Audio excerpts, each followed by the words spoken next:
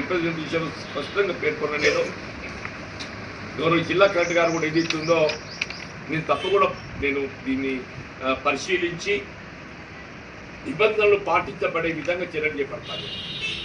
గౌరవ జిల్లా కలెక్టర్ గారు ఏదైతే వారి దృష్టికి తీసుకెళ్లడంతోనే ఇలా మామిడి ట్రేడింగ్ లోపల ఏదైతే అవగతలు జరుగుతున్నాయి, మార్కెట్ నిబంధనలు పాటించబడటం లేదని చెప్పని మీరు నా దృష్టికి తీసుకొస్తుండో నేను తప్పకుండా నిబంధనలు పాటించబడే విధంగా చర్యలు చేపట్టబడుతుంది. ఇలా మామిడి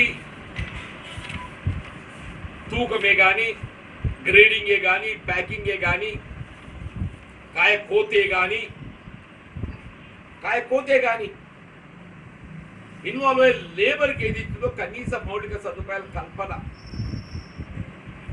యాజమాన్య బాధ్యత, దాన్ని కూడా పరిశీలింపజేయాల్సిన బాధ్యత మార్కెట్ శాఖతో పాటుగా లేబర్ డిపార్ట్మెంట్ ఇన్వాల్వ్మెంట్ ఉంటుంది చెప్పండి. లేబర్ డిపార్ట్మెంట్ ఇన్వాల్వ్మెంట్ ఉంటుంది చెప్పండి. బాబు వాళ్ళు చూస్తుంటే వాళ్ళ దుస్తులు ఉన్నాయి, వాళ్ళు చూస్తూ ఏముంటే చెప్పండి.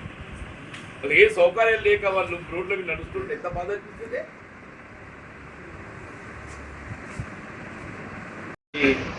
పంట చేతికి రావటం ఒక సమస్య అయిపోయింది. ప్రకృతి వైపరీత్యాలతో పంట ఏదైతుందో దానికి కావాల్సిన ఒక మద్దతు ధర, గిట్టుబాటు ధర పొందడం ఒక ఇంకో సమస్య అయిపోయింది. ఇలా ప్రభుత్వం ఏదైతుందో ఇలా ఈ విధంగా వరి ధాన్యం, మొక్కజొన్న ఇతర పంటలకు మద్దతు ధర కల్పింపజేయడానికి కొనుగోలు కేంద్రాల నిర్వహణ చేయడం జరుగుతుందో రూట్ ఎక్సర్సీజే నాణ్యత ప్రమాణాలు కొన్ని తగ్గుతుంటాయి కాబట్టి చూడు తీస్తారు. చూడు తీసినాక మళ్ళీ గ్రేడింగ్ అంటే మరి డబల్ పోతుంది కదా.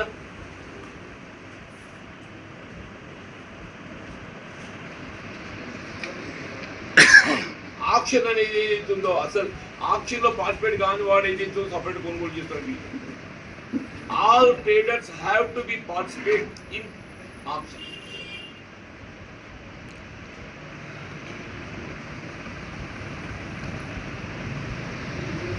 మొత్తం సరుకంతా ఆక్షన్ ద్వారానే క్రయ విక్రయాలు చెప్పండి. సరుకంతా ఏదైతుందో ఆక్షన్ ద్వారానే క్రయ విక్రయాలు చేపట్టబడ. అప్పుడు మాత్రమే ఏదైతుందో రైతుకు న్యాయం జరుగుతుంది. మార్కెటింగ్ శాఖ ఏదైతుందో వాళ్ళ నిర్లప్తతో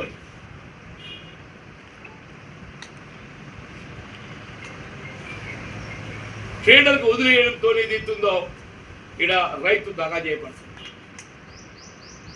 రెండు ఒకటి మార్కెటింగ్ శాఖ ఆదాయం కోల్పోతుంది. మార్కెటింగ్ శాఖ ఆదాయం కోల్పోవడం అనేది ప్రధానం కాదు నా దృష్టిలో. మార్కెటింగ్ శాఖ ఎంత ఆదాయం కోల్పోతుందో అంతకంటే దాదాపు ఒక 10 times రైతు నష్టపోతుంది. మార్కెటింగ్ శాఖ ఆదాయం ఎంత కోల్పోతుందో అంతకంటే భిన్నగా రైతు ఏదైతుందో ఆదాయం కోల్పోతుంది.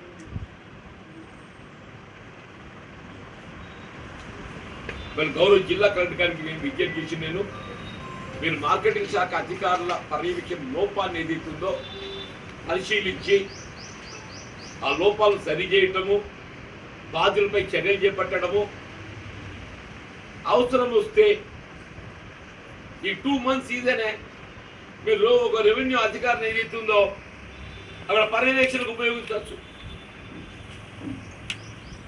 ఒక రెవెన్యూ అధికారిని ఏదైతుందో ఈ మార్కెటింగ్ మ్యాంగో మార్కెట్ ట్రేడింగ్ లోపల ఏదైతుందో నిబంధనలు పాటించబడే విధంగా ఏదైతుందో నిబంధనలు ఉల్లంఘించకుండా మీ రెవెన్యూ శాఖ అధికారి పర్యవేక్షణ ఉండొచ్చు. మీకు హెడ్ క్వార్టర్లు ఉన్నది, మార్కెట్ యార్డ్ ఏదైతుందో హెడ్ క్వార్టర్లు ఉన్నది. Oftenly RDO can visit, oftenly RDO can visit, oftenly MRO can visit. ఇప్పుడు కలెక్టర్ గారు, అదనపు కలెక్టర్ గారు ఏదైతుందో సందర్భానుగుణంగా ఇప్పుడు ఎట్లా మీరు వరి తూకం కొరకు మార్కెట్ విజిట్ చేస్తున్నారు, వరి తూకం కొరకు మార్కెట్ విజిట్ చేస్తున్నారు. ఎట్లా వరి తూకం కొరకు మార్కెట్ విజిట్ చేస్తున్నారో ముందు నుండి కూడా వ్యవసాయ మార్కెట్ శాఖ అధికారి ఆయన అంటే ఈ 10 ఏళ్ళకి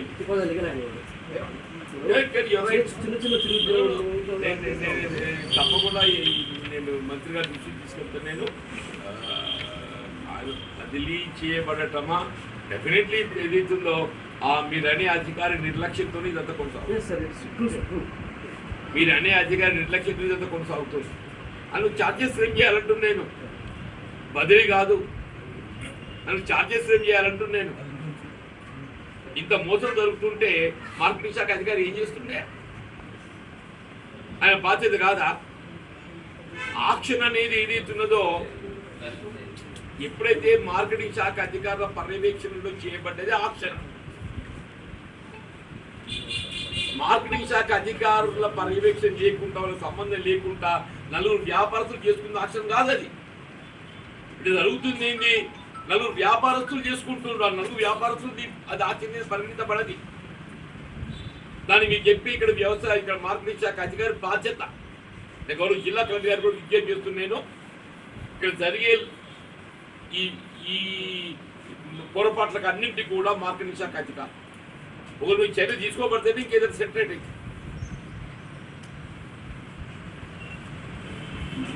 వీళ్ళు మార్కెట్ కమిటీలు 3 ఏళ్ళ కోసం 2 ఏళ్ళ కోసం ఉంటే అధికారులు 10 ఏళ్ళకి రాజ్యం చేసింది. ఇంకేందుగా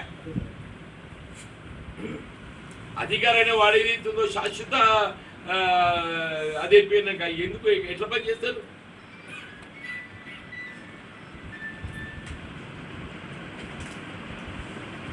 తప్పకుండా అధికారి ఎవరైనా కానీ ఏదైతుందో జరిగే పొరపాట్లకు అధికారులదే ప్రధాన బాధ్యత. ఇవాళ రైతు ఇక్కడ మోసగించబడుతుండు, రైతుకు నష్టం జరుగుతుంది, రైతు అన్యాయం గురవుతుందని చెప్పంటే మార్కెటింగ్ శాఖ అధికారులదే ప్రధానంగా బాధ్యత. అందుకే కూడా గౌరవ జిల్లా కలెక్టర్ గారితో సమయం తీసుకొని ప్రత్యక్ష వారికి వివరాలన్నీ వారికి వివరించి ఈ మార్కెట్ మ్యాంగో మార్కెట్ అప్పుడు ఏ ఉద్దేశంతో దాన్ని ఏర్పాటు చేయడం జరిగింది, మ్యాంగో మార్కెట్ ఏదో ఏ ఉద్దేశంతో ఏర్పాటు చేయబడడం జరిగింది. ఆ లక్ష్యం ఏదైతుందో నీరు గారకుండా రైతుకు ప్రధానం రైతు నెంబర్ 1. తదుపరి ఏదైతుందో కూలీలే కానీ వ్యాపారస్తులే కానీ